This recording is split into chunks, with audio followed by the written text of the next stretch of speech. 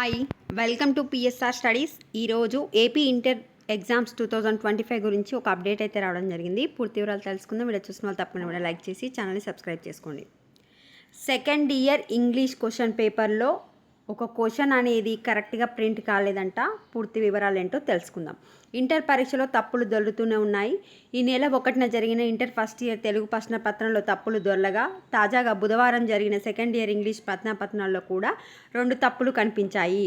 Diagram ఆధారంగా ఇచ్చిన 2 5 మార్కుల ప్రశ్నలకు డయాగ్రామ్లు సరిగ్గా ప్రింట్ కాలేదు. ఈ సమస్యను గుర్తించిన అధికారులు వెంటనే స్పందించి సరిగ్గా కనిపించని అంకెలు, పదాలను ఇన్విజిలేటర్ల ద్వారా బోర్డులపై రాయించారు. కొన్ని చోట్ల మౌఖికంగా విద్యార్థులకు వాటిని తెలియజేశారు. మరికొన్ని చోట్ల తెల్ల కాగితంపై రాసి విద్యార్థులకు పంచిపెట్టారు. కాగా ప్రశ్నపత్రాల రూపకల్పన, ముద్రణకు ఇచ్చే ముందు పరిశీలించడంలో సంబంధిత అధికారుల నిర్లక్ష్యమే ఈ తప్పిదాలకు కారణమని విద్యార్థుల తల్లిదండ్రులు ఆరోపిస్తున్నారు. దీనికి బాధ్యులపై చర్యలు తీసుకోవాలని, 2 ప్రశ్నలకు అదనపు మార్కులు వేయాలని పేరెంట్స్ అసోసియేషన్ నేతలు కోరుతున్నారు. సో మీకు కూడా క్వశ్చన్ పేపర్ ఆ విధంగానే వచ్చిందా? మీకు రాసిచ్చిర్రా? మీకు ఇన్విజిలేటర్స్ చెప్పారా? మీకు కనిపించిందా లేదా అనేది కమెంట్ సెక్షన్లో మెన్షన్ చేయండి.